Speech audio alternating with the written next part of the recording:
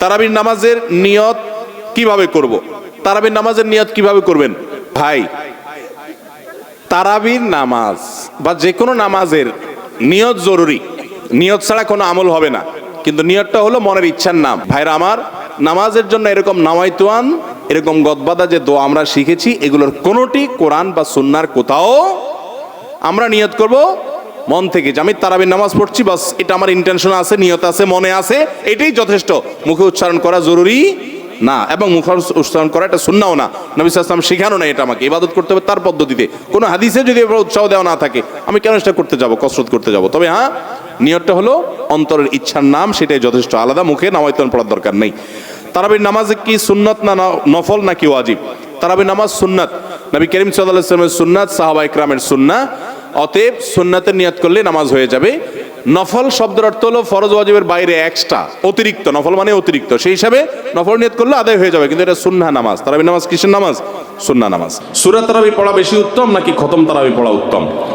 অবশ্যই যদি আপনি কোরআনে কারীমের খতম পড়তে পারেন, সূরা তারাবির চাইতে সেটা উত্তম, এতে কোনো সন্দেহ নাই। সূরা তারাবিতে তো সামান্য ছোট ছোট আপনি কেরাত পড়বেন, আর খতম তারাবিতে বড় বড় কেরাত পড়বেন। তো কোরআন বেশি তেলাওয়াত করাটা তো অল্প তেলাওয়াত করার চাইতে বেশি উত্তম, সেটা তো বলাই বাহুল্য। এই জন্য অবশ্যই খতম তারাবি উত্তম। কিন্তু খতম তারাবি যদি তুফান মিল গতিতে হয়, 5G 6G গতিতে হয়, তাহলে সেই খতম তারাবি যদি হয়, যেই খতম তারাবিতে কি পড়েন, হাবেশ সাহেবের শুধু ইয়া আলামুন আর তা আলামুন ছাড়া কিছু না বুঝেন, তাহলে ওই রকম খতম তারাবি পড়ার চাইতে সূরা তারাবি পড়া উত্তম। কথা কি বুঝতে পারছেন?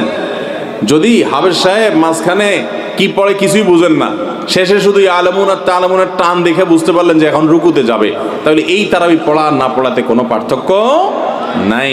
অনেক জায়গাতে এরকম তারাবি পড়ে, ওই যে সোশ্যাল মিডিয়াতে কিছু কিছু ভিডিও পাওয়া যায়, হ্যাঁ, দেশের বাইরের, যে এমন গতিতে তারাবি পড়ে যে আপনি 3 আয়াত পড়তে না পড়তে তার 1 রাকাত শেষ। এগুলা তারাবির নামে তামাশা। শুধু খতম তারাবি কেন, অনেক সূরা তারাবিও এরকম আছে যে পড়ে সূরা তারাবি, সেটা আবার এরকম 5G গতিতে পড়ে। তারাবির নামে যে কত তামাশা চলে।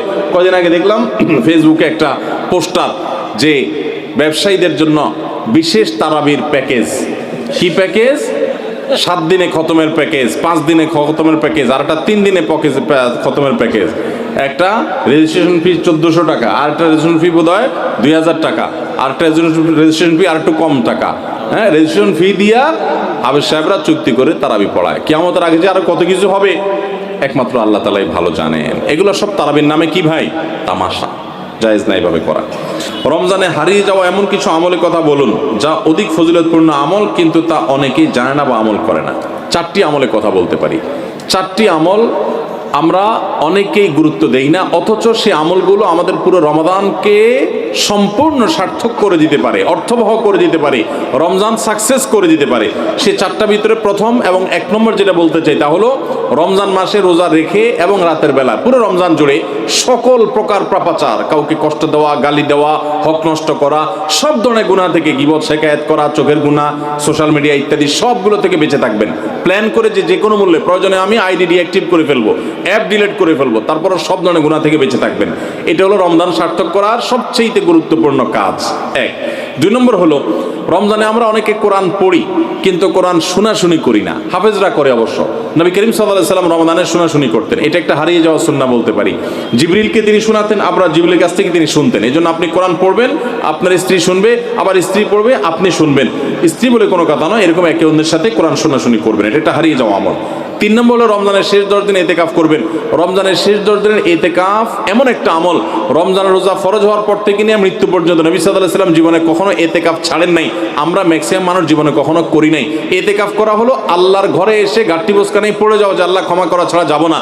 এতেকাফ করা যদি মসজিদে ঘুমায়ও থাকে, এতেকাফ করাটাই যেহেতু একটা স্বতন্ত্র ইবাদত, সো তার এতেকাফ করার মাধ্যমে লাইলাতুল কদর তিনি অটোমেটিক পাবেন ইনশাআল্লাহ। এই জন্য ইতিকাফের আমলটা আমাদের রমাদানকে সার্থক করে দিতে পারে, অথচ যেটা হারিয়ে যাচ্ছে।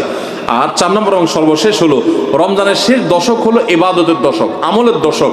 আমরা প্রথম 2 দশকে যা পারি না পারি শেষ দশক বেশি আমল করার চেষ্টা করব। অনেকে আমরা শহর থেকে গ্রামে যাওয়ার জন্য পরিকল্পনা করতে করতে 4-5 দিন চলে যায়, অনেকে কেনাকাটার জন্য 4-5 দিন ব্যয় করে ফেলি, ঈদের প্রস্তুতির জন্য আমাদের শেষের দিনগুলো নষ্ট হয়ে যায়।